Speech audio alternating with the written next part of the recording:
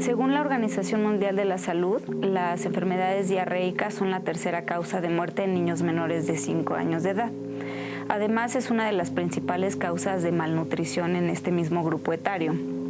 Cada año alrededor de 1.700 millones de casos suceden de estas enfermedades y por lo tanto es una causa de morbimortalidad muy alta a nivel mundial. Hay un aproximado de 440,000 niños menores de 5 años que pierden la vida por esto y otros 50,800 niños que pierden la vida por esto de entre 5 y 9 años. Son más prevalentes en países de bajos ingresos porque el manejo que se le da al agua y a los alimentos es más deficiente. Según el boletín de la Dirección General de Epidemiología de la Secretaría de Salud, en México los 2 estados con mayor incidencia de enfermedades diarreicas son Tlaxcala y Zacatecas. Además, es en el verano, con la temporada de calor, cuando hay mayor incidencia de estas enfermedades asociadas a mal manejo de los alimentos, contaminación de estos, golpes de calor, mucha exposición al calor ambiental, ¿no? Bienvenidos a Diálogos en Confianza. Hoy platicaremos de diarreas agudas. Ahorita les vamos a explicar qué es esto. Y por ahí hemos pasado todos. A todos nos ha dado una que otra vez alguna diarrea. Entonces de esto vamos a platicar de lleno el día de hoy para aclarar todas sus dudas, preguntas. Está Citlali conmigo. ¿Cómo estás, Citlali? Pepe, pues bien, estoy contenta de hacer este programa que honestamente a mí me parece uno de los programas más dolorosos por el antecedente que acabamos de escuchar de nuestra doctora invitada que nos ayudó a hacer la cápsula. Pues es increíble que actualmente en nuestra comunidad mexicana y en todo el mundo la diarrea esté cobrando vidas de niños. Y creo que es un tema muy importante que tenemos que reflexionar y sobre todo profundizar para llegar a la médula y ver qué es lo que podemos hacer para justo no morir o no tener complicaciones como consecuencia de enfermedades diarreicas. Yo, como siempre, tengo el privilegio de ser la voz que va a traer la suya a este foro con nuestros especialistas. Aproveche que en Diálogos en Confianza hay un espacio de comodidad para usted, para que venga, nos platique, nos informe qué hace usted con las diarreas o cuál ha sido su experiencia en el manejo de las mismas. Y ya saben que, pues bueno, estamos transmitiendo en Facebook, en YouTube, subiendo información a Instagram, estamos en X, tenemos el centro de contacto con la audiencia. Estamos en todas partes, es casi imposible que usted se pierda Diálogos en Confianza. Y bueno, Pepe, pues listísima para traer la voz de la audiencia. Y recuerden que además tenemos nuestra plataforma de 11 más. La puedes bajar en tu teléfono y tú puedes ver el programa si gustas más tarde. Quiero agradecer además, como todos los lunes, están con nosotros nuestras intérpretes de lengua de señas. Y les voy a presentar a los especialistas del día de hoy. Doctor Eli García Ruiz, bienvenido, doctor. Mucho gusto, muchas gracias por la invitación. El doctor es gastroenterólogo y endoscopista adscrito al Servicio de Gastroenterología del Hospital Juárez de México. Le damos la bienvenida a la doctora Norma Rojas Pineda. Doctora, gracias por estar con nosotros. Muchas gracias. La doctora es gastropediatra del Centro Médico Nacional Siglo XXI del Instituto Mexicano del Seguro Social. Doctores, arranquemos por el principio. ¿Qué les parece si les pregunto que nos pidan que nos definan qué es una diarrea aguda?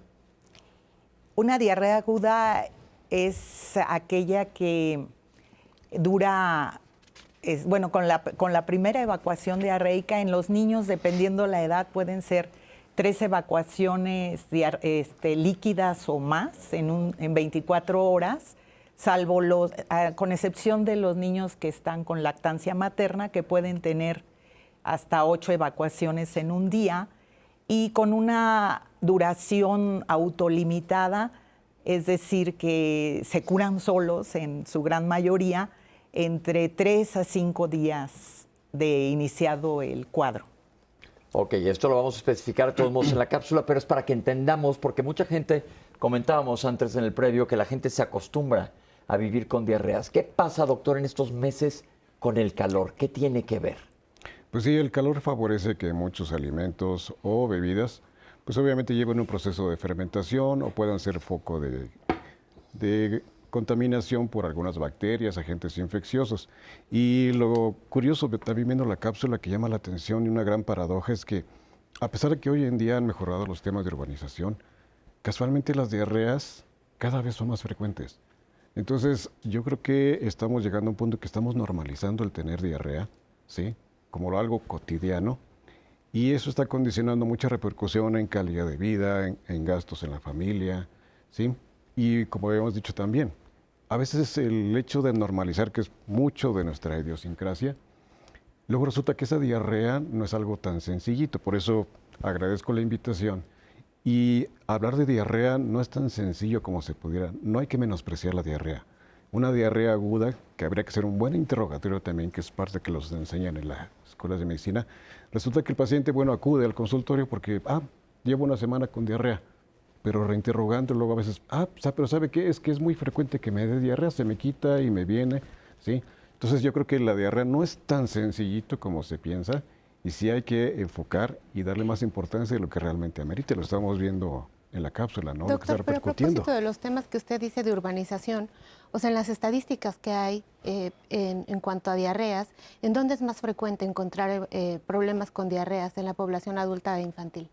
Bueno, también en los extremos de la vida, en los pacientes geriátricos, obviamente por los cambios propios de la edad, la etapa también, cambios a nivel de la masa muscular, a nivel de la flora intestinal, también se va generando que los pacientes, el uso de muchos medicamentos que utilizan desgraciadamente. Pero como factores de riesgo, pero yo me refiero propiamente a los lugares de la República Mexicana en donde están, porque usted dice que paradójicamente hay más servicios y más servicios de urbanización. Sí. Sin embargo, pues vemos las estadísticas que parecieran que pues concuerdan perfectamente con la realidad. A lo que me refiero es que no es exclusivo solo de zonas rurales donde no tienen todos los servicios, sino que inclusive también a nivel de urbanización vemos que están aumentando los casos de diarrea. ¿Sí? Okay. Entonces ya no se está volviendo algo exclusivo de zonas aisladas o limitadas en cuanto a los servicios. Yo creo que hay algo bien importante que hay que comentar porque muchas de estas diarreas agudas son prevenibles. Uno, ya vimos primero cuidado donde comes, pero mucho tiene que ver que la contaminación es fecal oral. En la gran mayoría de ellas, suena horrible lo que voy a decir, pero es lo que es. Te estás contaminando con materia fecal. Entonces, ¿qué tan importante es la higiene a la hora de preparar los alimentos? Porque decimos, pues en un restaurante y demás, ¿quién te está sirviendo? ¿Quién está preparando los alimentos en la cocina? ¿Qué importancia cobra esto? Sí, en el caso de los niños, aparte es en casa, principalmente, o sea...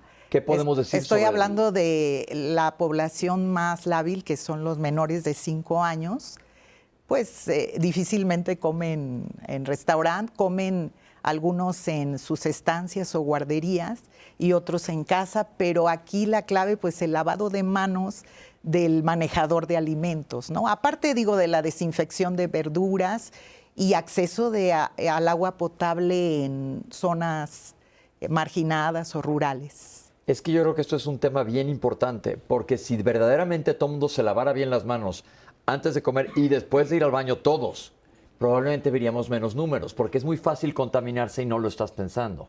Entonces yo creo que ese es un punto que podemos dejar en manos de la población para que la gente sepa, probablemente pueda yo prevenir diarrea si me estoy lavando adecuadamente las manos. Yo me preguntaría también en que, bueno, pues tú a lo mejor tienes ganas de lavarte las manos, pero muchas veces no hay agua en tu casa. Y no nos vamos a comunidades rurales, vemos que por alcaldías en la Ciudad de México pues hay una escasez de agua, entonces están estas determinantes sociales que nosotros hemos platicado aquí en otros programas de Diálogos en Confianza, que pues tendrías que tener tú los servicios correctos, acceso a agua potable, medios de comunicación, información, acceso a los sistemas de salud cercanos para que dejáramos de tener esta realidad tan dolorosa. No sé ustedes qué piensan, doctores. Sí, y yo creo que a raíz de la pandemia, yo creo que irónicamente se generó, entre comillas, un problema, porque mucha gente piensa que solo con ponerse gel es más que suficiente. Entonces mucha gente se desacostumbraba a lavarse las manos. Entonces, por ejemplo, a nivel hospitalario vemos que, pues bueno, es parte ya y se exigen las normas que se tiene que llevar a cabo un lavado de manos cada vez que uno va a revisar a un paciente, después de que revisar a un paciente.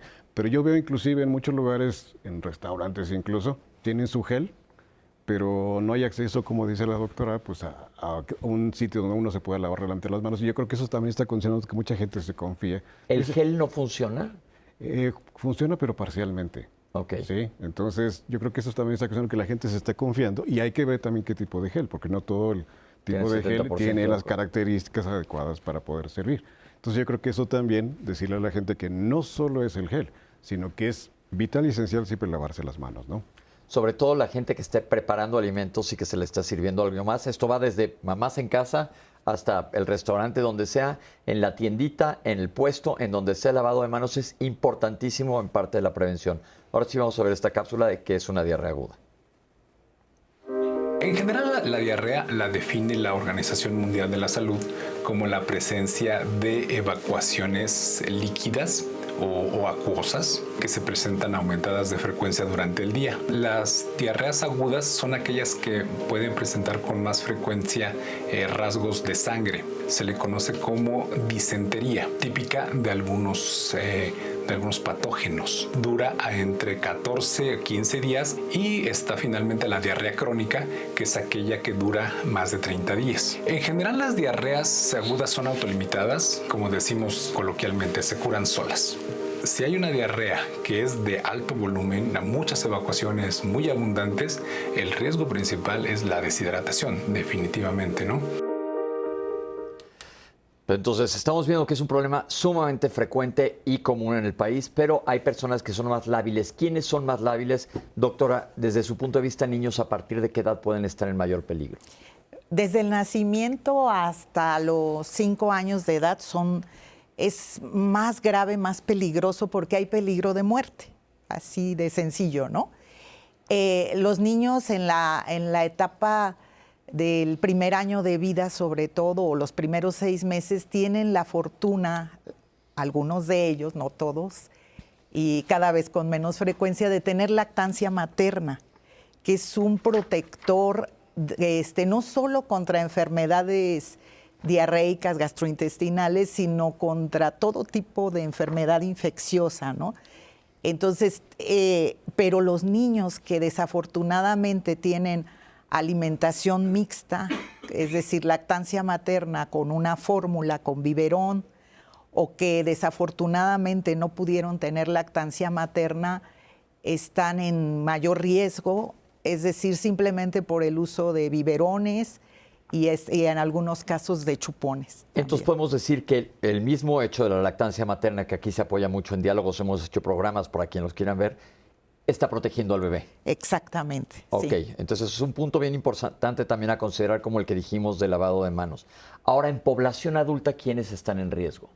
Pues desgraciadamente lo que siempre cobra factura y más en nuestro medio, todas las enfermedades crónico-degenerativas, pacientes diabéticos, pacientes hipertensos con obesidad y algo muy importante que parece que no, pero que no sabemos alimentarnos, la dieta. Una dieta muy rica en carbohidratos, en grasas, bebidas azucaradas, en los cuales pues obviamente también el grado de desnutrición se va a manifestar, ¿no? Entonces todas esas enfermedades crónicas degenerativas, pacientes que tienen algún tipo de inmunodeficiencia con VIH, enfermedades autoinmunes, pacientes con cáncer, ¿sí? Son todos los que desgraciadamente son más lábiles, están más expuestos a padecer incluso frecuentemente este tipo de problemas que a su vez irónicamente generan todavía más desnutrición en este tipo de pacientes y más descompensación también. Hablando de que los niños pequeños son un grupo de riesgo que pueden hasta morirse por una diarrea, ¿qué tan fácil o qué tan factible es un adulto que se muera por una diarrea? Sí, se puede llegar a morir, por eso comentábamos que no hay que menospreciar la diarrea, sobre todo pacientes geriátricos que son más lábiles a la deshidratación. Geriátricos es pacientes de la tercera edad, pacientes mayores de edad. Entonces son más lábiles y es común que luego los abuelitos, pues porque también se tiene una idea rayada, tengo diarrea, no voy a comer y no voy a tomar más agua porque me va a dar más diarrea. Entonces no están reponiendo todo aquello que están perdiendo, empiezan con problemas de insuficiencia renal, desequilibrio electrolítico, inclusive empiezan a hacer delirium. De por sí los pacientes geriátricos o abuelitos, en su proceso, en el proceso al que vamos todos, no tienen regulado adecuadamente lo que es tener sed, ¿sí? Entonces muchos pacientes les preguntamos, oye, ¿cuánto tomo? Pues me tomo 2 vasos al día porque es que no me da sed. Y si a eso le agregamos que aparte tiene diarrea, pues obviamente eso condiciona que este paciente pueda ser más lábil de tener repercusiones y en sí la diarrea no lo va a matar, sino las complicaciones de la diarrea. Esto es importante que lo sepamos porque la diarrea no nada más te deshidrata de que te está quitando agua. No se está reponiendo el agua adecuada, pero puedes perder líquido, bueno, además del líquido, electrolitos que son claves para las funciones celulares, como por ejemplo potasio, etcétera. Vamos a regresar ahorita a ver cuáles son las causas más comunes, porque el doctor ya rompió otro mito. No voy a tomar agua para que no me den peor diarrea. Error garrafal. Hemos ido rompiendo mitos poquito a poquito, pero vamos a ver ahorita en quién causa las diarreas, porque ahí viene otro de los errores terriblemente garrafales en nuestro país, muchas veces propiciado inclusive por médicos, en cuanto al tratamiento. Primero vamos a ver qué causa la diarrea y más adelante vamos a hablar de tratamientos. Entonces es bien importante que les quede claro qué me está causando esta diarrea, porque dependiendo de qué te la esté causando, va a ser necesario llevar un tratamiento específico o no, porque vamos a ver también que con tratamientos específicos puedes arruinar peor a la persona que está teniendo una diarrea. Entonces no se vayan, estamos aquí en Diálogos. Citlali está listísima para recibir todas sus preguntas. No se vayan, vamos a un corte y regresamos con ustedes aquí totalmente vivo en Diálogos en Confianza.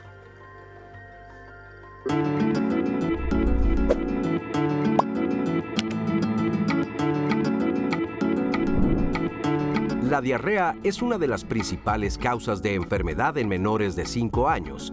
Si no se trata adecuadamente, ocasiona deshidratación e incluso la muerte. Secretaría de Salud. Y estamos de regreso en Diálogos en Confianza esta mañana totalmente en vivo. Por si usted va aprendiendo apenas el televisor, pues recuerde que esta mañana estamos platicando sobre diarreas y estamos pues informándole a usted, analizando, platicando sobre el impacto que hay en la vida de las personas, de los niños menores de 5 años y del grave problema de salud pública que significa tener diarreas. Quiero invitarle a usted a que por supuesto nos siga en todas nuestras redes sociales y le recuerdo el número del centro de contacto con la audiencia por si lo que a usted le gusta más es marcar el teléfono y que alguien le escuche y platicarle su experiencia. Es 55 51 66 40 00, que yo estaré pendiente de lo que usted nos quiera decir. Y a propósito, quiero traer pues más dudas y preguntas del público que nos dicen si la diarrea tiene que ver con el síndrome de intestino irritable. En el caso de los niños, hay una especie de síndrome de intestino irritable que se manifiesta con diarrea, y casualmente son cuadros muy peculiares porque son niños sanos que van ganando peso, que van creciendo de forma normal, que quizá tengan dolor, pero como se presenta en los primeros 2 años de vida, tal vez no lo puedan expresar y entonces creemos que nada más que es un niño pues que inquieto o que llora, ¿sí? Y son diarreas que si no es la única causa, mejoran mucho al quitar jugos o bebidas azucaradas.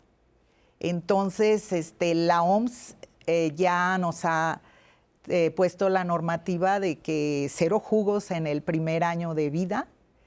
Y yo creo que si lo podemos extender al segundo año y todavía aún más, sobre todo los jugos comerciales, estaríamos poniendo a salvo a estos chiquitos. Bien, doctora. Doctor. Sí, bueno, qué bueno que mencionan y que preguntan eso, porque también otra cosa de las que creo que últimamente se está abusando mucho porque se maneja mucho por tendencias, ya a todo se le llama síndrome de intestino irritable, pero el síndrome de intestino irritable es un problema, una alteración de tipo funcional, pero una vez que ya hemos descartado algunas otras alteraciones o enfermedades que pudieran estar condicionando estos trastornos gastrointestinales. Porque yo veo también muy frecuente, es que yo llevo 8 años con mi mal llamada colitis nerviosa y resulta que les hacemos algún estudio, resulta que cosas hasta tan graves, ¿no? De que si tienen cáncer o algún otro tipo de colitis. Entonces también yo creo que sería muy importante hacer énfasis que el síndrome de intestino irritable es un trastorno funcional benigno, que bueno, ahorita hay varias teorías con respecto a la flora intestinal y ese tipo de cosas, pero que ya previamente para llegar a ese diagnóstico hemos descartado otras alteraciones. ¿Se me explicó? Porque luego a veces van a una consulta general y les dicen, es que tengo diarrea y tengo cólico, síndrome de intestino irritable, tiene su colitis nerviosa. Y se queda con ese diagnóstico, pero resulta que el paciente comienza a presentar datos de alarma, como por ejemplo, que la diarrea no cese, que empiece con problemas de pérdida de peso, dolor abdominal, etcétera, y entonces resulta que esa colitis nerviosa o síndrome de intestino irritable en realidad era otro padecimiento más grave que no se detectó a tiempo. ¿Sí? Yo creo que aquí es bien importante que acuérdense que vamos a enfocarnos en diarreas agudas, las que son de corta duración, que de repente hoy Citlali y yo nos vamos a comer aquí unos tacos y al rato los dos andamos corriendo para el baño. Lo que dice el doctor es muy válido, un trastorno funcional. ¿Qué quiere decir esto? Que no hay algo estructural en el intestino de esta persona. Por ejemplo, un cáncer es algo que altera la anatomía. en la función es nada más funcionalidad. Esto es bien importante y sí puede haber un trastorno funcional digestivo como síndrome de intestino irritable con predominio de diarrea, pero en las diarreas agudas hay que averiguar qué es lo que está pasando, como dice el doctor. Sí, Tlali. Tenemos también el comentario de Sara Alelí García Silva, que tiene parálisis cerebral infantil y hace algunos años, en verano, le dio diarrea. Tiene que ver con la condición. Dice que pues cuando a ella le sucede esto va con el doctor y le recetan solamente pastillas. Muchas gracias, Sara. No sé qué edad tenga la paciente, pero por su condición específica puedo suponer que quizá tenga algún grado de desnutrición, porque generalmente hay ciertos problemas para la deglución o para ser alimentados. Entonces, en general, diarreas agudas todavía son de mayor riesgo niños con desnutrición, niños prematuros, niños que nacieron con bajo peso, niños inmunocomprometidos, como decimos en términos médicos, pero en términos generales podemos decir niños con defensas bajas, ¿sí? Y niños que nacieron por cesárea y niños que no han tenido la oportunidad del beneficio de la lactancia materna. Gracias, doctora. Maru Coronel pregunta, en personas mayores, la diarrea con mucosidad que aparece como si fueran medusitas y por temporadas, ¿qué doctor es el más adecuado de estar consultando? Ya que el gastro, con una serie de estudios, pues nada más no le ha dado un diagnóstico. Bueno, en ese caso yo le recomendaría pues que busque otra opinión, ¿sí? Porque, pues bueno, también como les digamos, en el momento en que se revisa el paciente, hay que ver también en el contexto en que se ha presentado. Probablemente en los estudios que se hizo a lo mejor no resultó bien, pero muchas veces lo que se hace, hay que retomar el protocolo de estudio e incluso si es necesario volver a repetir algunos estudios, porque en algunas ocasiones algunas enfermedades no se detectan en primera instancia por cuestiones de laboratorio, lo que sea, la muestra no fue adecuada, etcétera. Pero si persiste la diarrea, sí sería importante retomarlo y volver a iniciar ese protocolo de estudio, completarlo con algunas cosas más. Y ahora, ojo, pues bueno, es diarrea aguda, pero dice que se ha presentado en un paciente geriátrico. Dentro de las cosas que hay que descartar, cosas más graves, obviamente sí son problemas como incluso cáncer. La diarrea, el cáncer se puede manifestar como diarrea. En este caso, él ya sería indicación incluso de realizar, si es factible, una colonoscopía, ¿sí? Y que le podemos decir a Maru que tal vez lleve a la persona que quiere pues con una valoración geriátrica integral y que posiblemente ahí pueda encontrar alguna luz, sí, si no es propiamente de gastroenterología, hecho, ¿no? sería un trabajo en conjunto, tanto el médico geriatra como el gastroenterólogo, porque también hay que recordar que luego algunos tipos de medicamentos que están tomando, por ejemplo, pacientes diabéticos que están tomando metformina, algún otro medicamento, les pueden estar condicionando la diarrea, y no tanto que sea infecciosa, sino que puede ser interacción por algunos medicamentos, cambios en la alimentación, cambios en algún medicamento, que tienen que empezar, por ejemplo, mucho que se utiliza para el dolor, pregabalina y todo esto, puede provocar incluso diarrea, medicamentos para el Parkinson, o sea, por eso, como les digo, siempre, tanto pacientes como los residentes, siempre hay que ver la foto completa, porque si nada más nos guiamos con un puro, en este caso pura diarrea, pues nos vamos a limitar nosotros también para poder llegar a un diagnóstico. Aunque nos estamos refiriendo hoy, como bien dice Pepe, al origen infeccioso, ¿no? O sí, sea que vale la pena saber correctamente todas estas asociaciones, sin embargo, pareciera que no es un caso de origen infeccioso y por eso Así requiere es. algún otro tipo de Más valoración. crónico, sí. Tenemos a otra persona aquí que nos comparte en el foro, de manera anónima, que tiene una diarrea aguda. Dice que lleva 20 días, no ha parado absolutamente nada, ha tenido múltiples valoraciones médicas con una cantidad impresionante de antibióticos que simplemente no le han resuelto el problema. Doctores. Bueno, en este caso lo que estábamos comentando, ¿no? O sea, ya llama la atención que pues, ya lleva, de hecho ya casi está prácticamente, ya no es una diarrea aguda, ya es una diarrea crónica, ¿sí? Está en el intervalo, pero sobre todo se ha recibido un error, ¿no? Ha recibido múltiples tratamientos con antibióticos. Ahora, a su vez, hay que ver si no es una diarrea también por el uso de antibióticos, que irónicamente también pueden favorecer eso. Y cosas graves como lo que se llama colitis pseudomembranosa, ¿sí? Que esa es una situación en la cual el paciente se descompensa y puede tener una afectación sistémica y que incluso requiere hospitalización. Yo creo que volvemos a lo mismo. Si ya lleva tanto tiempo con diarrea, no normalizarlo o volverlo cotidiano o que esté tomando medicamentos como loperamida, que es algo muy común. Sí, se le va a quitar la diarrea un rato, un día, pero al rato eso va a estar otra vez, va a repercutir, va a haber un efecto de rebote. Entonces, en este caso particular, que no parece tanto agudo, yo creo que ya amerita que se estudie bien qué le está provocando esta diarrea. Algo que me llama la atención de este comentario, y quisiera traerlo aquí al panel a discusión, es que dice que fue con doctores. No estamos hablando con la persona típica que automedica y dice, bueno, pues es que a mí me recomendaron, yo compré en la tienda. No, tiene múltiples prescripciones médicas que le dicen y le prescriben antibiótico en esos 20 días. ¿Qué opinión les merece? Yo creo que eso es un punto muy importante y lo vamos a hablar más adelante. Antes de que arrancáramos el programa, comentaba yo con los doctores, yo cuando daba clases en la universidad decía, el día que hablábamos de diarreas agudas, nunca den antibiótico. Esto es para todos los médicos que nos están viendo. No den antibiótico jamás, a menos que sepan que lo amerite. Porque ahorita vamos a ver una cápsula de las causas de la diarrea aguda y vamos a ver que muchas veces, como acaba de comentar el doctor, el antibiótico puede salir peor el caldo que las albóndigas. Muy bien. Tenemos aquí a Mirilau, que nos comparte, la amibiasis cada vez la van olvidando, pero nos llegan porque después de muchos ciclos de antibióticos, al final es cuando nos mandan a hacer una orden de coproparasitoscópico y casi siempre termina siendo una parasitosis. Este es el comentario de Miri. Bueno, hay que tener en cuenta, y por eso es importante que vayan con alguien que tenga la experiencia y sea su área, porque luego en muchos coproparasitoscópicos lo que reportan es, por ejemplo, Entomeba coli, que es parte de la flora normal, no forzosamente es una infección por amibiasis. ¿Se me explicó?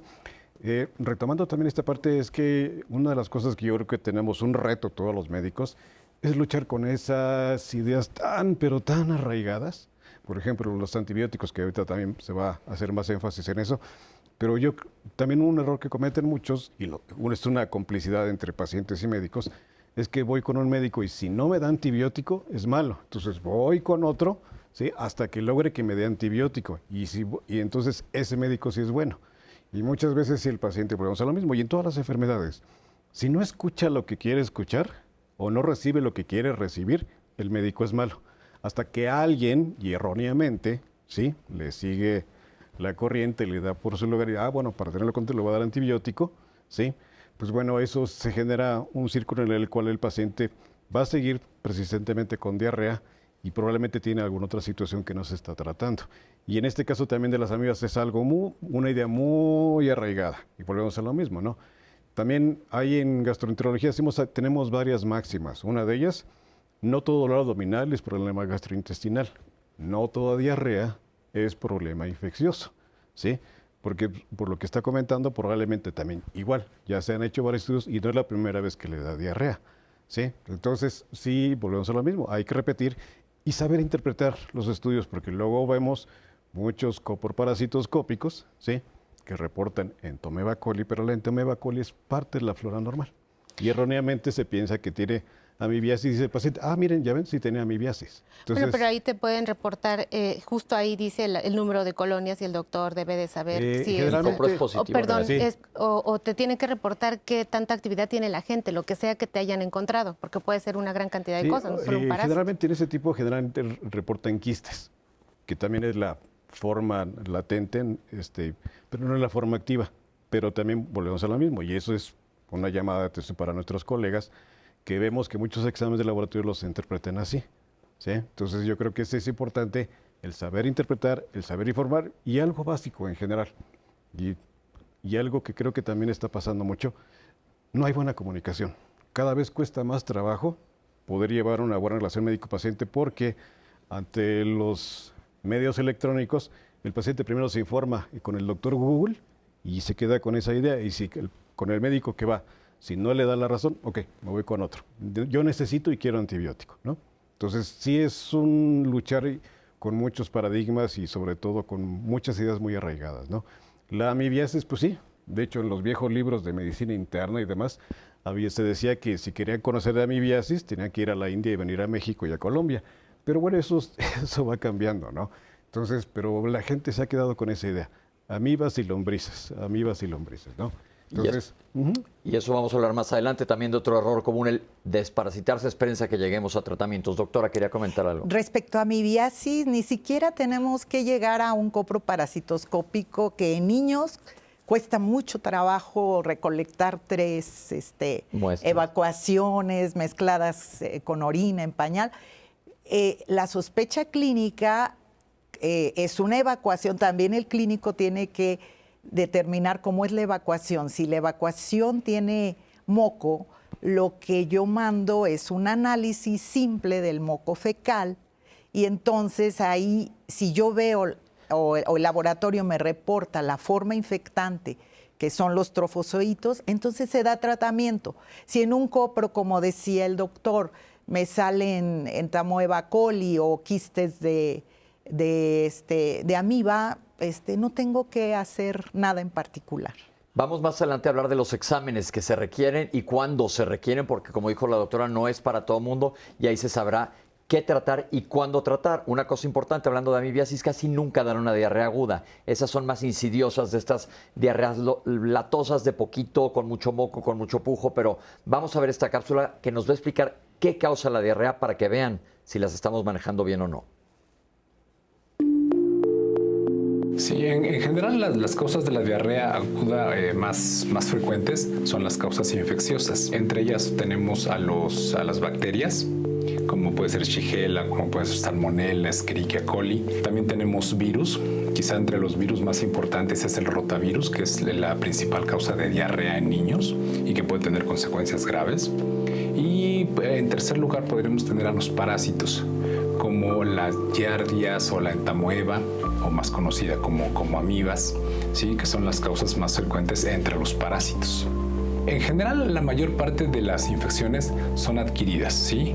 Es decir, la transmisión ocurre a través de alimentos o agua contaminada y rara vez se debe a una producción o una sobreproducción de bacterias en la flora intestinal ya propia de cada persona. Eso es menos común, pero puede ser debido, por ejemplo, al uso de antibióticos, aunque se receten para otras situaciones, para problemas respiratorios o de otra índole, pero pueden finalmente ocasionar un problema de la flora gastrointestinal.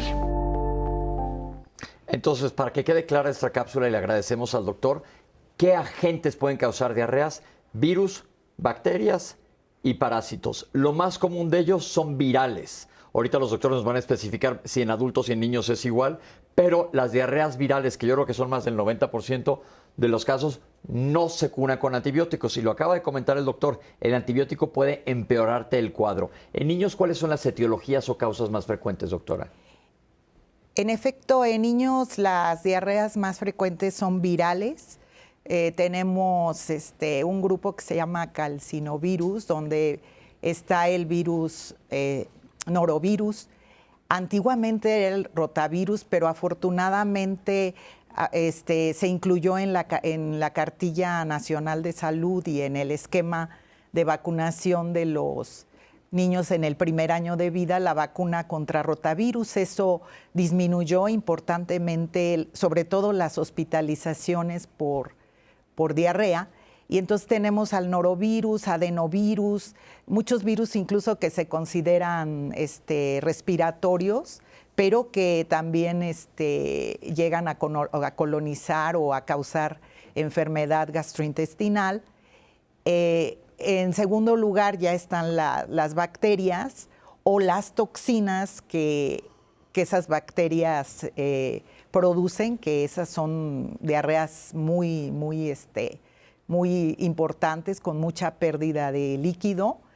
Y también los parásitos, principalmente lo mencionaba atinadamente el doctor, que nos mostraron en la cápsula, la Giardia lamblia es una de las principales, e incluso también en pacientes que tienen sus defensas bajas hay diarreas por hongos. Estos son diferentes tipos de patógenos, es decir, de bichos que causan diarreas. Y los tratamientos son diferentes, pero sobre todo cuando son virales, por favor, y esto va para todos los médicos que nos están viendo, que son la mayoría, no se utilizan antibióticos. Doctor, no vamos a pasar ahorita todavía al tratamiento porque ya nos comentó usted un poquito que es peligroso inclusive dar un tratamiento antibiótico, pero en cuanto a causas, ¿son bastante frecuentes igual las mismas en adultos que en niños? Bueno, últimamente se ha incrementado la frecuencia de rotavirus, que no era tan frecuente en adultos aparentemente, pero sí se ha incrementado, y más en estas épocas de calor, se han incrementado. Pero volvemos a lo mismo, igual, del antibiótico no va a ser de utilidad, va a ser más el daño que el beneficio, y la mayoría se autolimitan. Yo creo que lo que acaba de decir el doctor es la clave del programa. La gran mayoría de las diarreas se autolimitan con y a pesar del médico. Tenía yo un profesor que decía. Entonces vamos más adelante a decirles cómo se deben de manejar las diarreas, pero casi todas, un sistema inmune sano las puede controlar porque la gran mayoría de ellas son virales, como una gripa. La gripa no podemos hacerle mayor cosa y la gripa va a pasar. También pasa lo mismo en el tubo digestivo, pero aquí hay que tener cuidado, como ya se comentó, en grupos, sobre todo geriátricos o pacientes con enfermedades autoinmunes o en niños que pueden caer en deshidratación, que pueden poner en peligro su vida. Por eso hicimos una cápsula que tiene que ver con los extremos de la vida para que los doctores nos comenten sobre el caso. Aquí lo tienen. Las enfermedades diarreicas son más frecuentes en niños menores de 5 años y los adultos mayores debido a que en el caso de los niños la falta de comunicación para solicitar el agua, el que estén jugando y distraídos todo el tiempo, en el que no ponen atención en tomar agua, hace que la ingesta sea menor y que haya un desequilibrio entre las pérdidas y la ingesta cuando tienen episodios de vómito y diarrea. Además, la superficie corporal en los niños es menor y eso provoca que haya más fácil ese desequilibrio. Y en los adultos mayores, pues también perciben con menor intensidad la sed y es más tardío la solicitud de los líquidos, además de que puedan tener incontinencia urinaria o pérdidas insensibles asociadas a otras enfermedades que provocan este desequilibrio. Hay muchas enfermedades asociadas a los adultos mayores, incluso enfermedades en relación a la memoria, en donde ellos no perciben que ni siquiera han tomado agua. O sea, pasan el día a día sin darse cuenta de la cantidad de alimento y de líquidos que han ingerido. Y si no tienen alguna persona a cargo que pueda estarles recordando esto, llega ese desequilibrio. Doctores, hablemos de la hidratación y la importancia. Primero en niños, doctora. La hidratación oral fue el descubrimiento del siglo XX más importante en medicina, porque disminuyó importantemente la mortalidad por diarrea aguda en menores de 5 años con la introducción de la solución de rehidratación oral que contiene glucosa y sodio. Esto fue muy importante desde el siglo pasado. Afortunadamente, en muchos lugares, hasta en zonas rurales, hay acceso a los sobres de rehidratación oral. Entonces, lo que yo siempre les recomiendo, estés donde estés, a la primera evacuación diarreica, inicia la rehidratación oral con un sobre, dilúyelo en agua y si no quiere el niño, porque el sabor no es tan agradable, con jeringa, con cucharadita. Con jeringa tomada.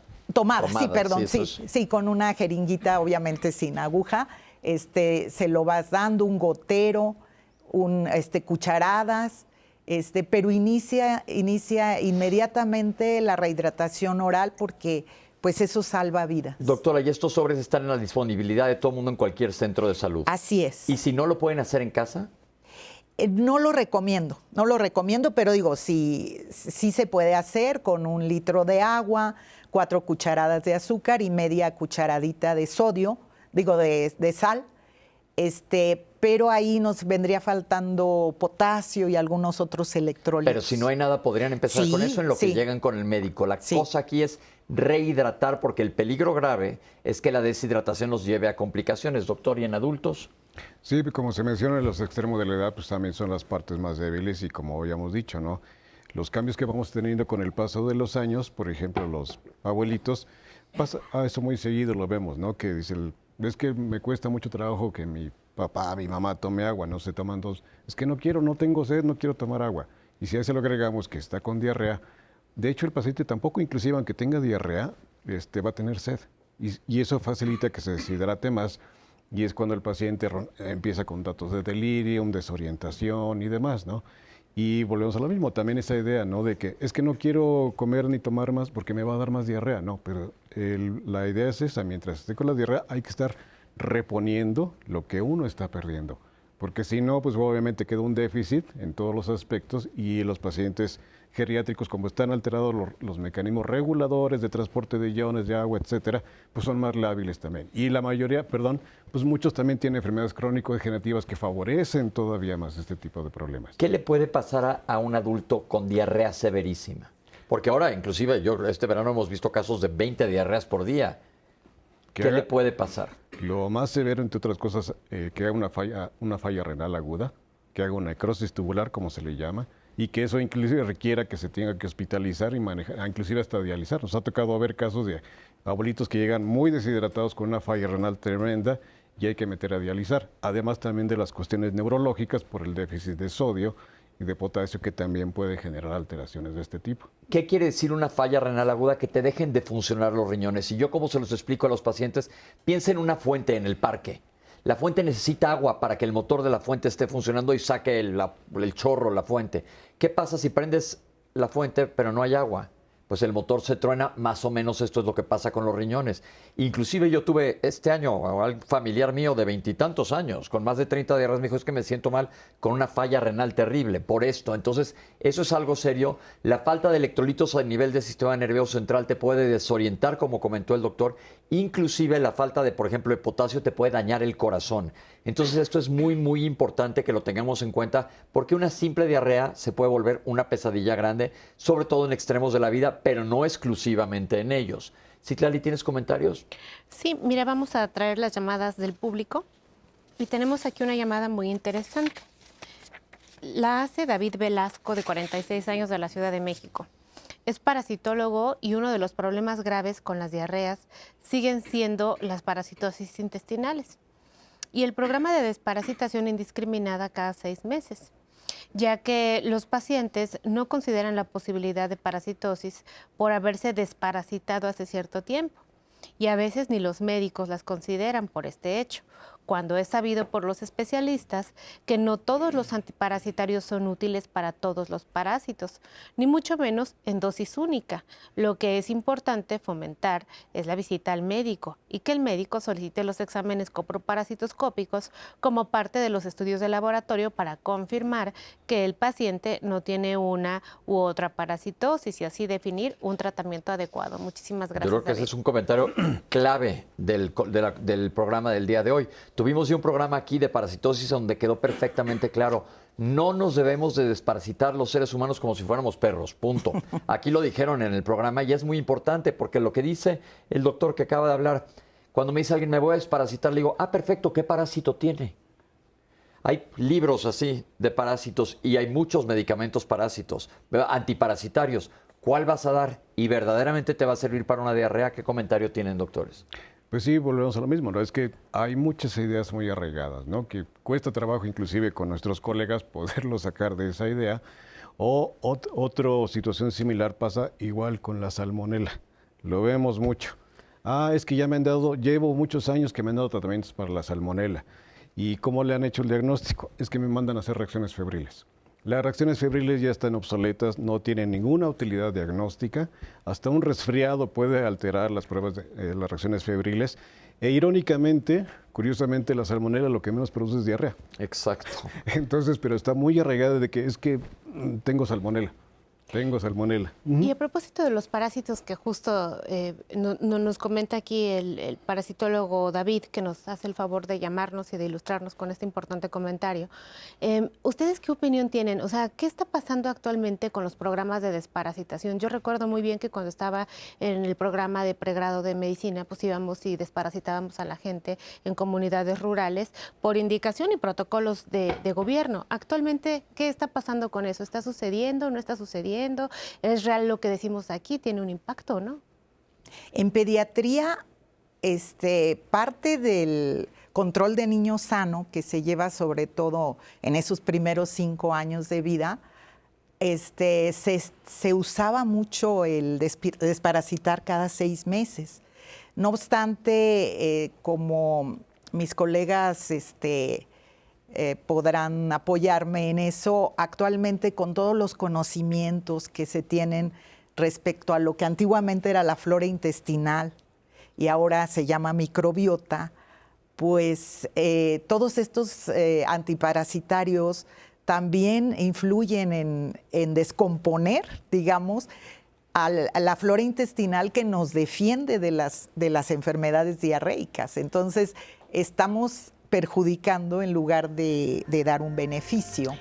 Y doctora, en las comunidades, por ejemplo, en donde los niños no tienen agua, se hace del baño en letrinas, las condiciones son insalubres al 100%, vemos ahora muchos estados de la República con inundaciones.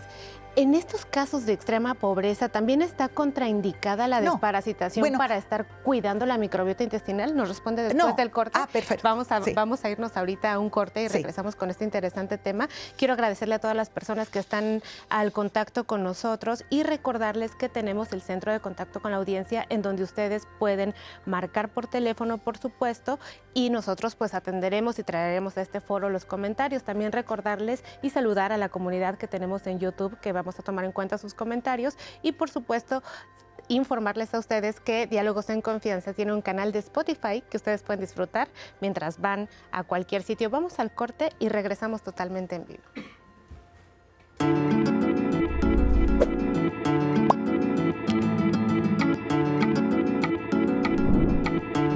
Para prevenir la deshidratación por diarrea en bebés menores de 6 meses, deben tomar leche materna con frecuencia y los niños mayores de medio año, además de la lactancia, pueden ingerir bebidas de arroz, maíz o caldos.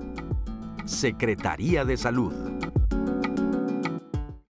Estamos de vuelta al aire. Entonces, Citlali nos comentaba, y es un punto muy interesante, ¿qué pasa si en una colonia se da una infestación, pensemos, de Ascaris, que es un tipo de parásito? Ahí los epidemiólogos dicen, sí, ahí hay que tratar a toda la comunidad. Pero también nos aclararon la vez pasada que no es para todo mundo. Hubo ya un caso que se reportó hace relativamente poco de una señora que decidió desparasitar, lo pongo así entre paréntesis, a su hija, que ni tenía parásitos y lo hizo por precaución y le dio una neuritis óptica y ahora tiene una niña ciega por secundaria a un medicamento, que entonces no valía la pena. Pues un poco sí, pero también es un caso en 1,000,000. O sea, yo voy a recordar, que le den neuritis óptica. O sea, pienso que no es algo tan frecuente en la población, porque lo que yo sí recuerdo muy bien, Pepe, es que cuando yo andaba haciendo campaña de desparasitar o estaba en la comunidad haciendo el servicio social, llegaba la gente con sus frascos de vidrio y decía, mire, doctora, mi hijo arrojó esto, ¿no? Entonces tampoco tenías que ser Doctor House para saber qué es lo que estaba sucediendo. Pero ahí le das un tratamiento específico. O sea, exactamente. Pero eso está pasando en mucha gente que no tiene, pues ahora sí que la evidencia en mano para decir, mire, doctor, lo que me está pasando. No sé ustedes qué piensan. Que vayan a su centro de salud si encuentran una lombriz, definitivamente que la lleven al centro de salud. Yo creo que es lo ideal, ¿no? Exacto. Había campañas donde pasaban por las comunidades rurales dando a los niños menores de 5 años una dosis de vitamina A y una dosis de un medicamento antiparasitario que se llama albendazol. Pero no sabemos qué impacto tuvo realmente en la población. Entonces yo creo que lo mejor es acercarse a un médico de primer contacto.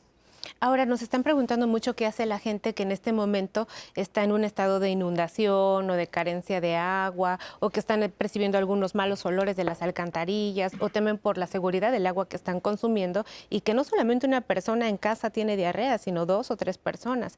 Esto, ¿qué ustedes sugieren para la comunidad que dice eso? Ahí tiene que ver mucho también la labor del gobierno de cada estado y las autoridades de salud. Y en este caso los epidemiólogos, ¿no? Tiene que ser muestreo, tomar muestras para ver cuál es el agente infeccioso. Si solo son parásitos, no va a ser algo, porque también hay animales muertos, muchos desechos, basura. Y no solo tomar en cuenta, sino incluso ampliar. Probablemente las infecciones que están no solo es por una, vamos a ponerle amibiasis, sino que hay otros agentes infecciosos también, ¿no? Entonces ahí es parte también de lo que labor que los gobiernos estatales, las autoridades de salud, tienen que implementar. Juegan un papel muy importante los epidemiólogos, hacer esos cercos, ¿sí? Para determinar hasta dónde está afectando, qué área está y cuál es el tipo de agente infeccioso que está realmente condicionando, y no estar nada más, voy a dar esto y esto a ver si le pego, ¿no? Realmente ¿Pero qué hace tener una evidencia. persona que está viendo Diálogos en Confianza y que quiere curar su núcleo familiar? O sea, obviamente va al doctor y el protocolo es, se le hacen estudios de copro para determinar el agente y así dar un medicamento específico, o qué otros estudios están al alcance de la población Si en está general? algún centro de salud, alguna unidad familiar, pues hacerlo, pero retomar que lo más importante, independientemente de todo, es que no olviden que se tienen que hidratar y alimentar bien, ¿sí? Porque, Y tomar agua limpia, sí. Sí, porque si no va a ser un ciclo que nunca va a terminar, ¿no? Entonces esa parte es esencial. Hay algunos lugares que son inaccesibles, pero pues bueno, lo que podrían hacer en casa, pues tener las medidas de higiene que se pueda en general, el agua limpia, los alimentos bien conservados, y ya en alguna oportunidad, pues bueno, ver si hay alguna campaña o brigadas de salud que los puedan apoyar, ¿no? Que de hecho debería de haber. Y hay centros Sí. de salud en casi todo el país. Acercarse, yo creo que si tienes algún síntoma para ver qué es lo que tienes. Vamos a ver una cápsula sobre los signos y los síntomas.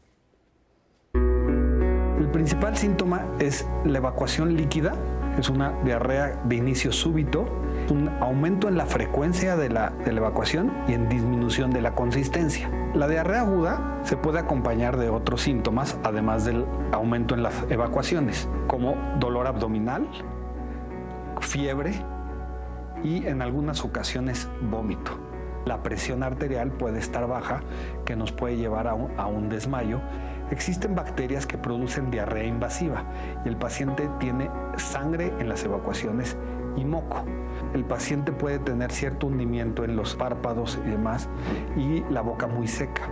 Muchas veces esto es mucho más evidente en los niños. En los adultos a veces es mucho más difícil valorar el estado de hidratación.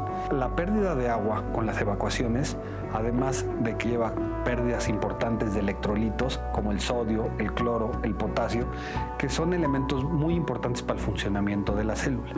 Al estar perdiendo estos elementos, la célula puede tener fallas en su funcionamiento. El riñón puede sufrir por falta de líquido y empezar a tener una falla renal aguda.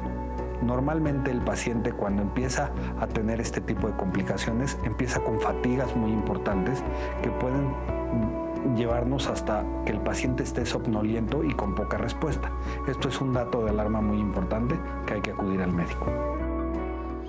Doctores, hay síntomas que asustan más. Una puede ser una diarrea aguda, pero a veces se acompaña de vómito y el paciente no puede tomar nada. ¿Qué le recomendamos?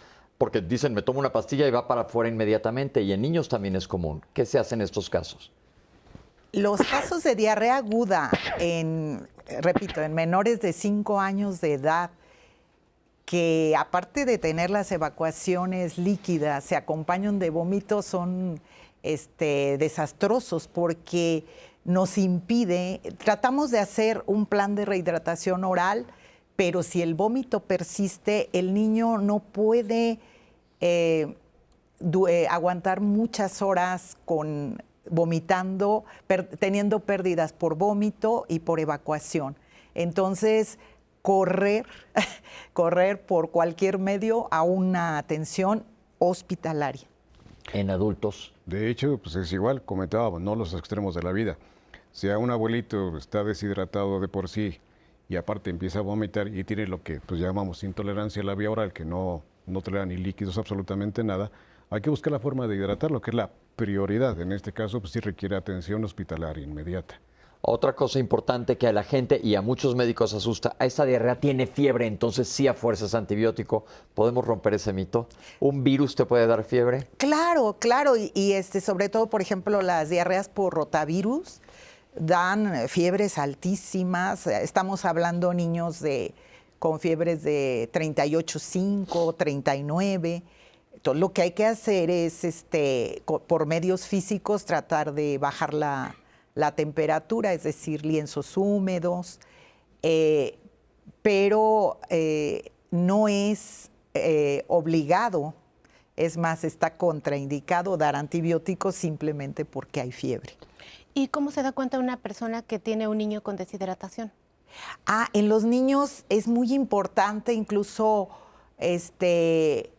pues debería de haber campañas o acérquense a videos de YouTube, donde los signos, como el niño obviamente pues no nos va a decir tengo sed ni nada, en los niños que todavía tienen su fontanela, es decir, lo que la gente llama mollera, la podemos tocar, ¿sí? Que eso en los primeros meses de vida, si está hundida, es un signo de deshidratación moderada grave, sus ojitos hundidos, su llanto sin lágrimas, si logran ver su mucosa oral y su lengüita seca.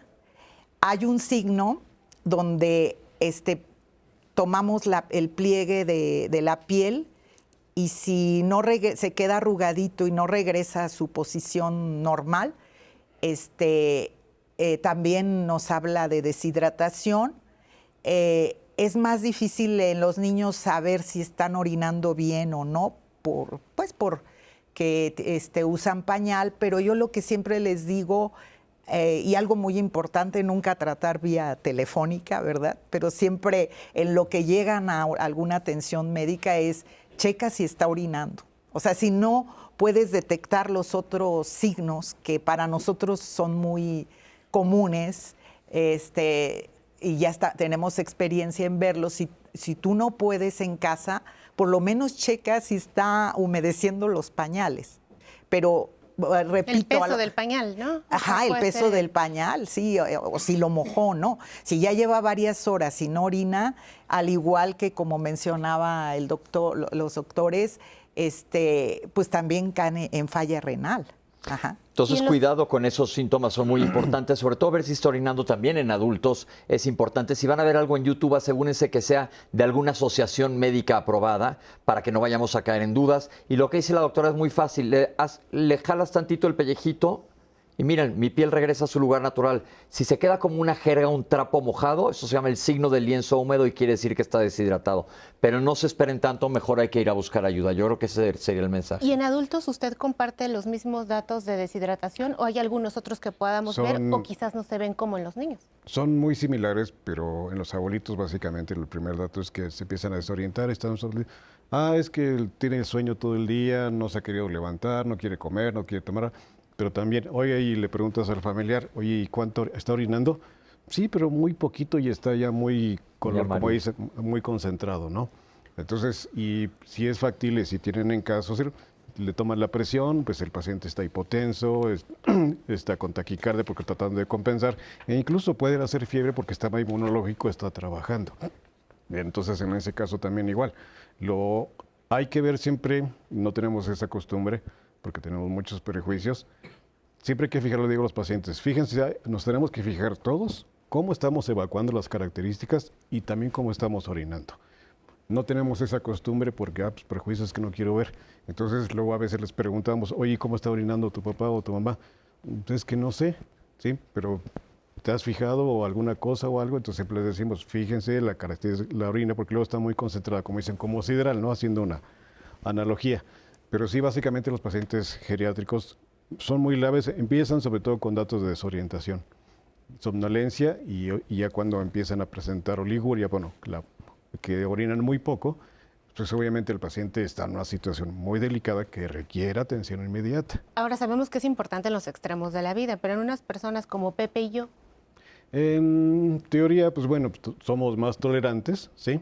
Entonces, pero igual son signos universales de deshidratación, se le llama así, ¿no? Igual, que estemos orinando poco, que estemos cansados, somnolientos, taquicárdicos, o en el caso de nosotros el llenado capilar, ¿no? Que decimos está muy lento. ¿Qué es eso del llenado capilar, doctor? Es la fuerza o la presión con la que fluye la sangre. Entonces, por una persona que está deshidratada, presionamos, se queda presionado y está muy lento, tarda mucho en llenarse nuevamente. Es decir, aprietas tu dedo, cuando quitas el dedo se pone rojo inmediatamente de vuelta. Si lo dejas apretado y lo quitas y se queda blanco, muy poquito se va llenando de sangre, esto es lento, pero no quiero que lleguemos a esos extremos. Si ves que tienes una diarrea, a pesar de que se ha aclarado aquí en Diálogos en Confianza que la mayoría se autolimitan solas, pero tienes una gran cantidad de evacuaciones, tienes fiebre, estás dejando de orinar sin importar la edad que tengas, estás somnoliento, estás confuso, ir al médico inmediatamente porque mientras más tarde es peor las complicaciones. La pregunta de Citlali es ideal. Nosotros en edad adulta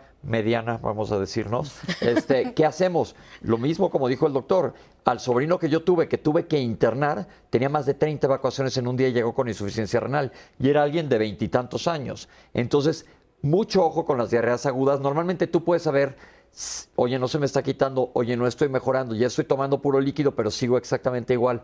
Acude a buscar ayuda. Citlali, ¿cómo andamos de preguntas? Pues tenemos muchas preguntas en la audiencia y agradezco a la audiencia por su participación. Miren, por ejemplo, Ana Laura dice que a su esposo generalmente le dan diarreas, pero se le quitan en 2 días. En esta ocasión ya tiene 1 mes exactamente que le está padeciendo. Además tiene dolor y ardor. ¿Estos síntomas qué le pueden indicar? Requiere atención médica y que hagan un buen estudio y protocolo de estudio para esa diarrea, porque bueno, está cayendo en la de justificar de que se le quita en 2 días, pero no es el primer episodio, ya lleva varios episodios.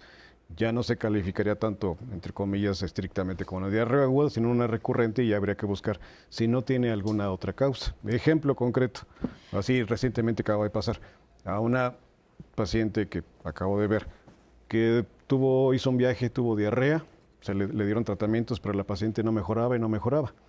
Ya es una paciente de 70 años de edad, y aparentemente sana, se cuida, deportista, o sea, súper bien.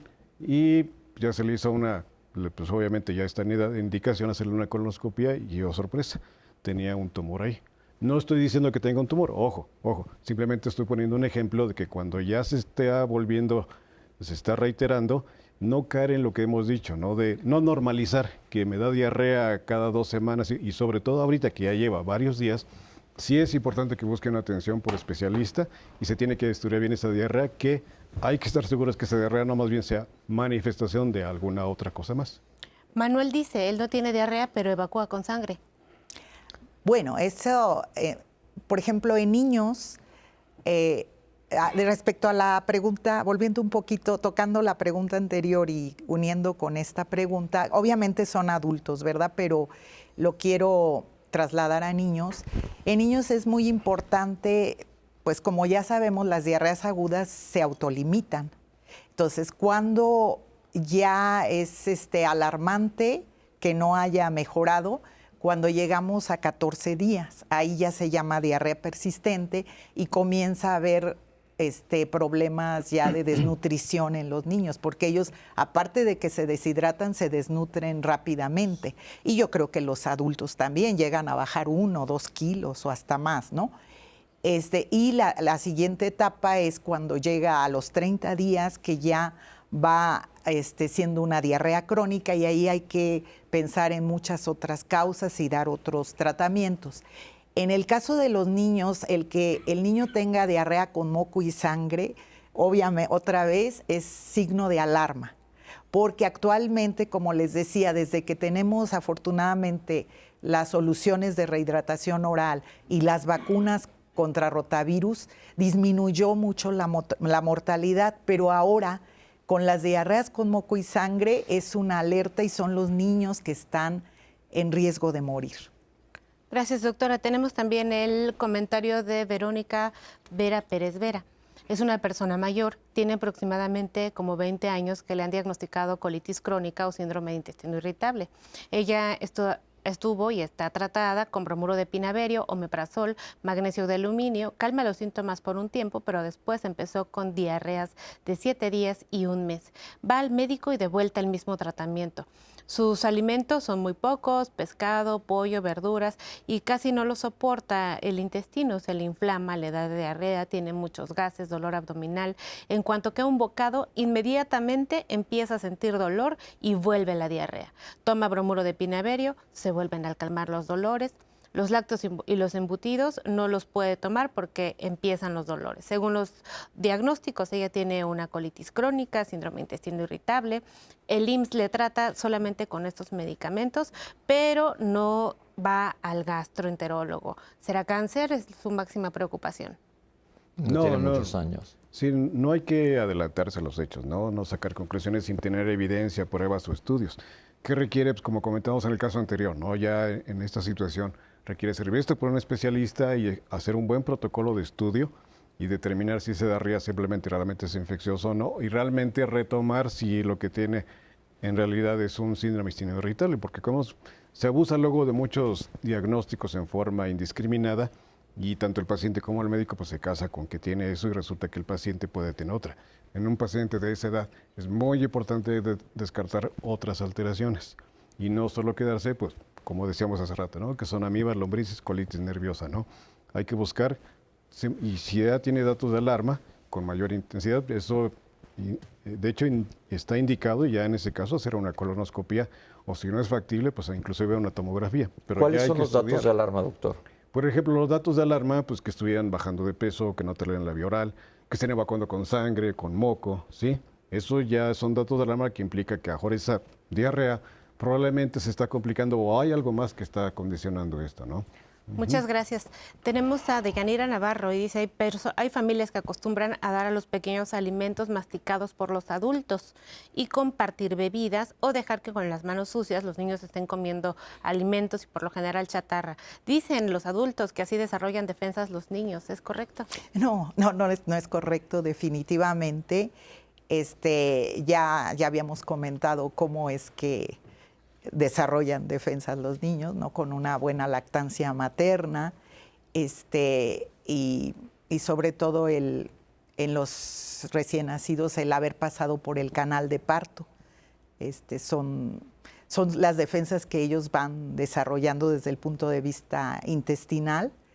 Hay culturas, afortunadamente creo que en México no tanto, creo que son en la India donde les dan los alimentos ya masticados por un adulto, pero pues sí representan un peligro. Actualmente la alimentación complementaria se estila para estimulación del niño, que se da en una charolita y el niño con su manita puede ir ya tomando trocitos, incluso aunque no tenga dentición, es lo moderno, digamos, pero pues obviamente bajo condiciones de higiene, ¿no? Muchas gracias, doctora. También tenemos a Vicky Aguilar. Tiene una amiga que siempre al final del semestre, ella es maestra, le dan muchas diarreas, le hacen estudios y no tienen nada. E incluso va con el gastroenterólogo, pero todo sale bien. ¿Por qué pueden tener diarreas las personas? ¿Por un aspecto emocional? Que aprovechando tu comentario, Vicky, pues muchas personas dicen que si el estado emocional, el estrés, la ansiedad les provocan diarreas agudas a las personas. Sí, claro que sí puede influir porque durante un periodo de estrés se liberan varios medidores químicos y hormonas que en determinado momento pueden favorecer que se tenga diarrea, pero volvemos a lo mismo, ya está normalizando que incluso ya se lo tiene calendarizado que cada fin de semestre le da diarrea. Usted tiene que hacer estudios completos, una buena evaluación para ver, porque luego a veces pacientes, un ejemplo, pacientes jóvenes, es que es muy nervioso, es muy ansioso y es muy enojón y le vienen diarreas y demás.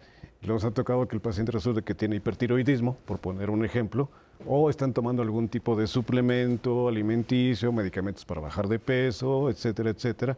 O está tomando, por ejemplo, mucho café. O sea, por eso siempre les digo tanto al paciente o, por ejemplo, les digo a los residentes, ¿no? Es que hay que ver la foto completa, no nada más ya nos dónde duele y un solo síntoma. Pero esa situación llama la atención, ya es un patrón.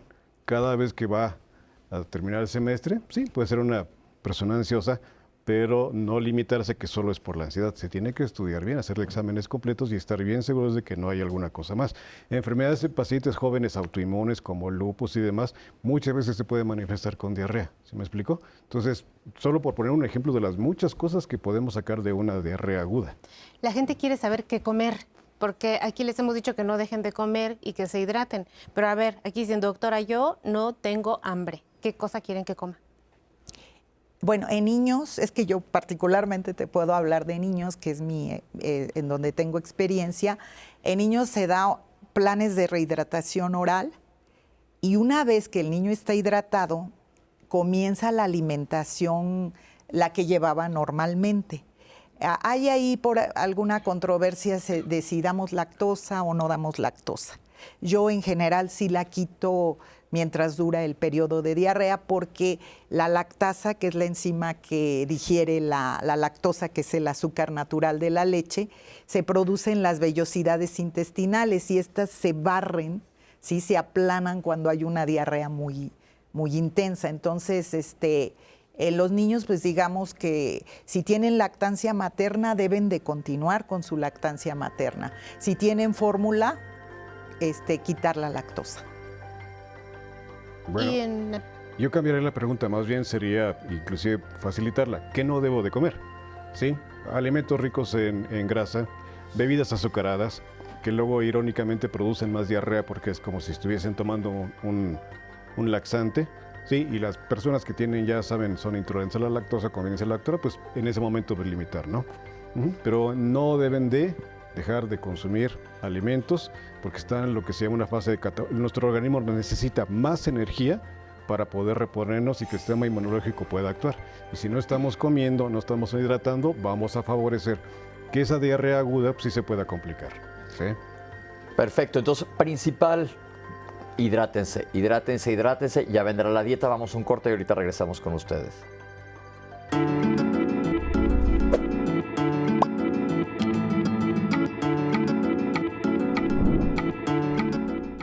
La Asociación Mexicana de Gastroenterología establece que en el tratamiento de diarreas no está justificado utilizar antibióticos.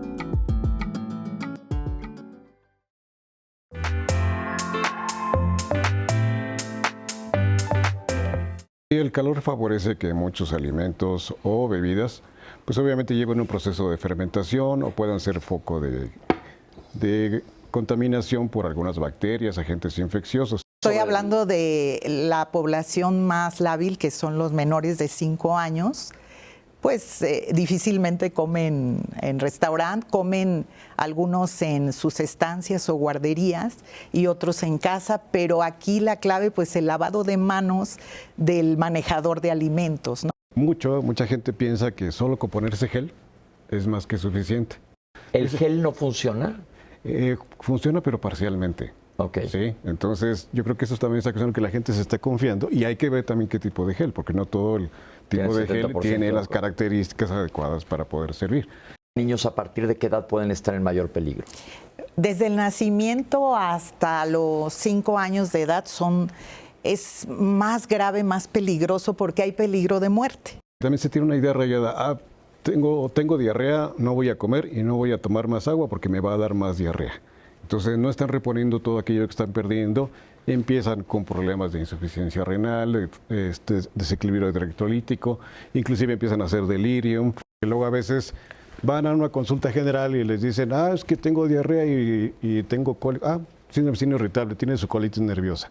Y se queda con ese diagnóstico, pero resulta que el paciente comienza a presentar datos de alarma y entonces resulta que esa colitis nerviosa o síndrome de intestino irritable en realidad era otro padecimiento más grave que no se detectó a tiempo. Lo que yo siempre les recomiendo, estés donde estés, a la primera evacuación diarreica, inicia la rehidratación oral con un sobre, dilúyelo en agua. No caer en lo que hemos dicho, ¿no? De no normalizar que me da diarrea cada 2 semanas y sobre todo ahorita que ya lleva varios días, sí es importante que busquen atención por especialista y se tiene que estudiar bien esa diarrea, que hay que estar seguros que esa diarrea no más bien sea manifestación de alguna otra cosa más.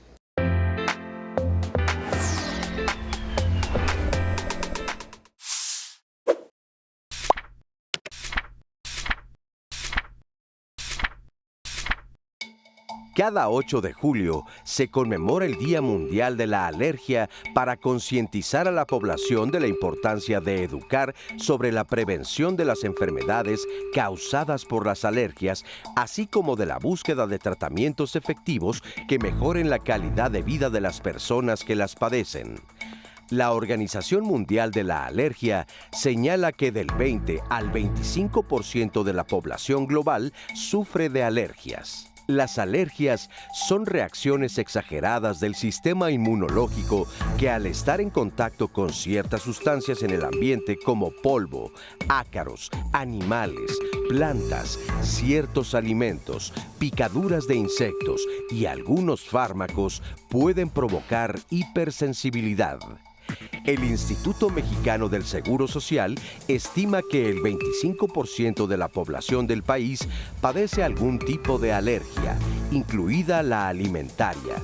La población infantil es la más afectada y la prevalencia es de 4.2% en niños de 3 a 5 años y de 3.9% en menores de 18 años. La atención de las enfermedades alérgicas debe ser llevada por alergólogos para poder identificar y, en su caso, evitar o controlar reacciones del sistema inmunitario.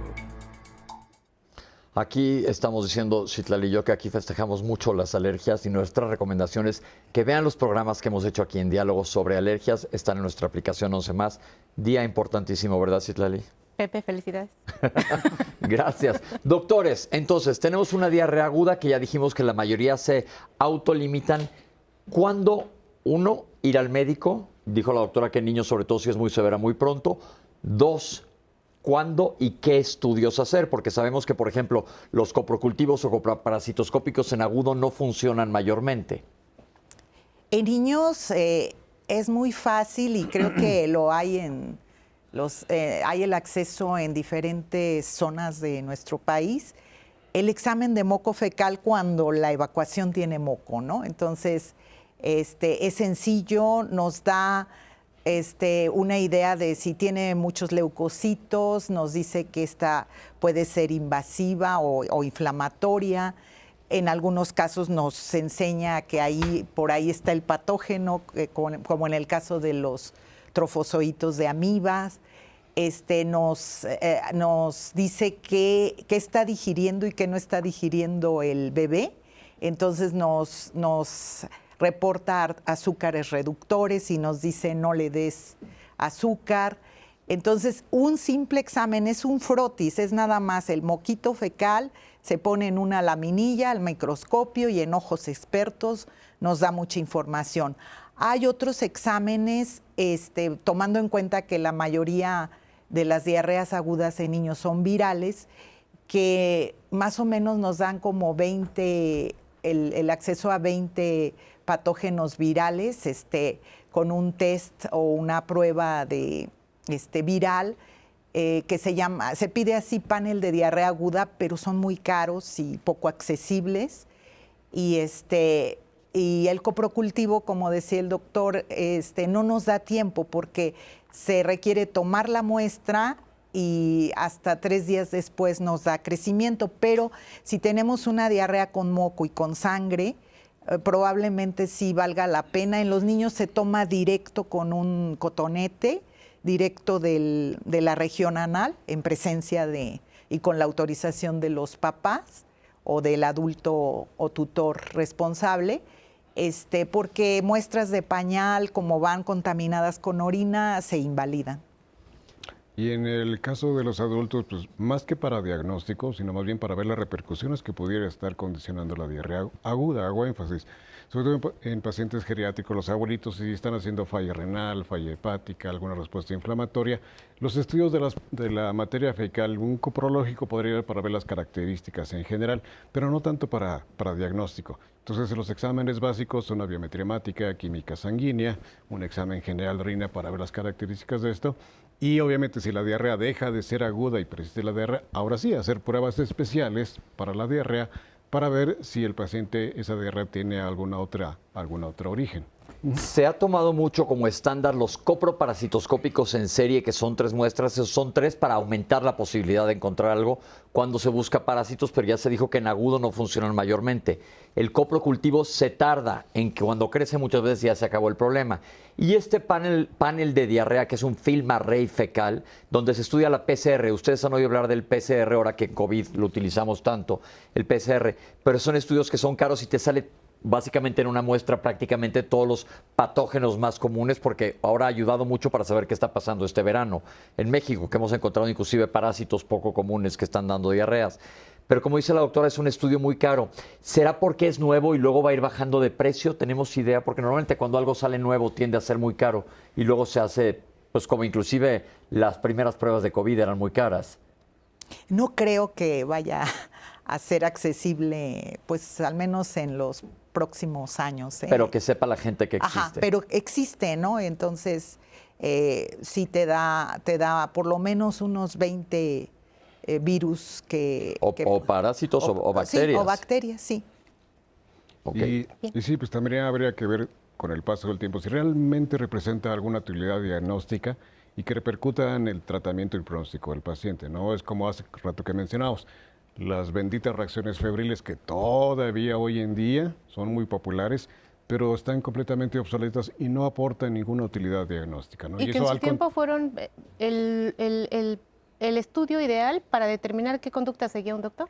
Se consideraba en ese entonces, pero también ahorita actualmente pues condiciona muchos sesgos o errores en el diagnóstico, porque tanto el médico o el mismo paciente se casa con que tengo salmonela y nos toca ver pacientes en los adultos que no es que a mí 2 veces al año me da salmonela y cómo le hacen a mis reacciones febriles.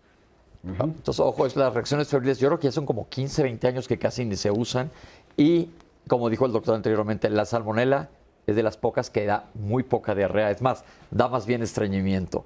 Sí, Citlali. A propósito, bueno, miren, Víctor Ramírez, 71 años de Ecatepec, Estado de México, nos dice, cuando acudimos a los médicos, jamás escuchan nuestros síntomas y siempre nos piden que les digamos una sola dolencia, no todo lo que uno siente, porque solo pueden atender una cosa. Los doctores ya no quieren escuchar a los pacientes. Antes les revisaban de todo y ahora solo quieres que uno le diga con exactitud dónde le duele. Por tal motivo, él no está justificando, pero dice, pero es bastante frecuente que la gente mejor acuda a la automedicación. Muchísimas gracias por esta reflexión, Víctor. Y a propósito de los problemas intestinales en las personas mayores, Enriqueta Magallanes, de 90 años, desde la Ciudad de México, les pregunta por qué para las personas mayores es difícil ir al baño. ¿Por qué pasa eso? O sea, más allá del estreñimiento o casos como los que acaba de mencionar el doctor. Sí, volvemos a lo mismo. Y en el caso anterior, recomendación, y yo siempre les digo a pacientes familiares, al final, ¿tiene alguna duda? No está bien que salga con más dudas que con las que llegó, porque precisamente eso es lo que condiciona que el paciente busque auxilio o otra información que no es la adecuada. Entonces, debe exigir, ¿sí?, que el médico la pueda atender y que la revise. Si no, buscar otra opción, ¿no? Ahora, en este caso, también en los pacientes mayores, es algo muy importante porque luego erróneamente se dice, ves que a mi mamá le da diarrea frecuentemente y resulta que tiene alguna otra cosa, como por ejemplo ya tiene una incontinencia. ¿Sí? Por eso volvemos a lo mismo.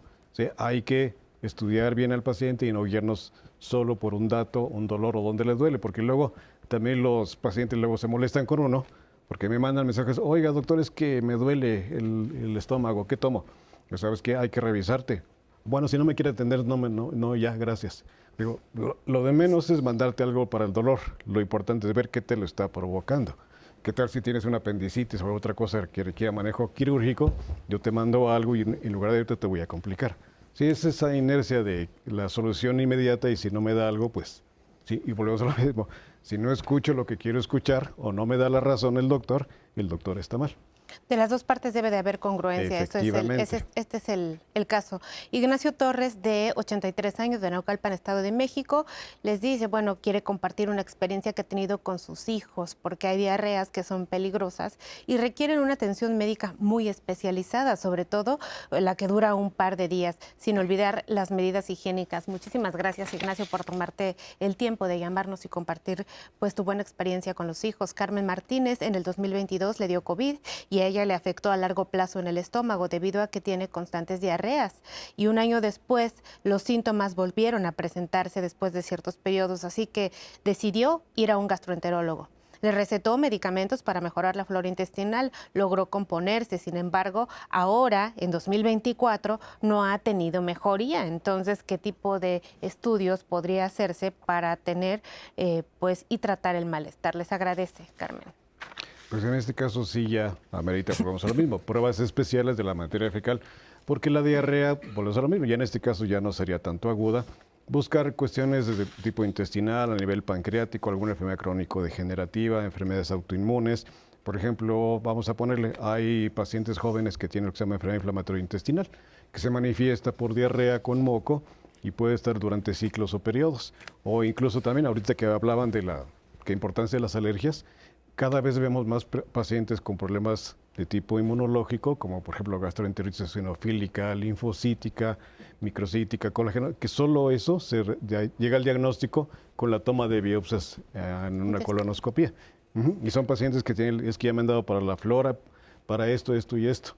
Entonces ya amerita un estudio especializado e indagar más allá si no hay algún otro problema. Ahora vamos a ver un caso de diarrea no aguda de Linda Castillo, que nos llama para decirnos que 2 o 3 meses lleva con diarrea, se siente débil, fue a consulta, le recetaron antibióticos, específicamente nos dice le dieron metronidazol, loratadina y además lactobacilos tomados.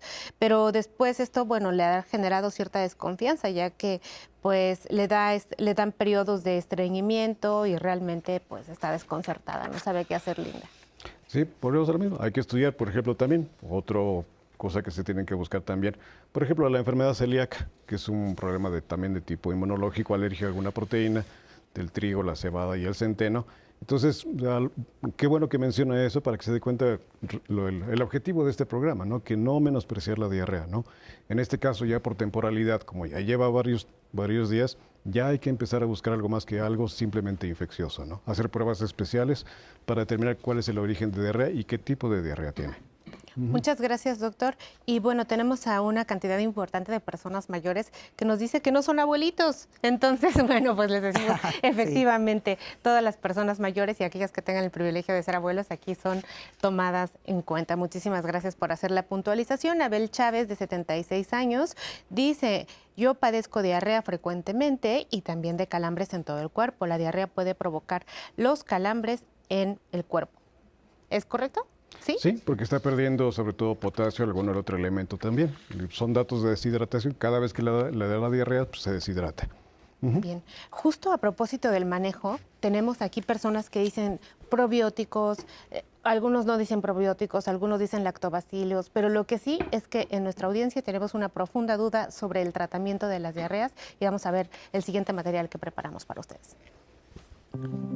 Lo más importante en el manejo de las diarreas agudas, en principio, es sintomático. ¿Qué quiere decir esto? La mayor preocupación de una diarrea es la deshidratación. Entonces, asegurarnos que hidratemos correctamente a los pacientes. El agua con electrolitos, como el Vida Suero Oral, es una de las mejores formas de hidratar a un paciente. Tratar de evitar bebidas muy azucaradas y estar controlando el número de evacuaciones.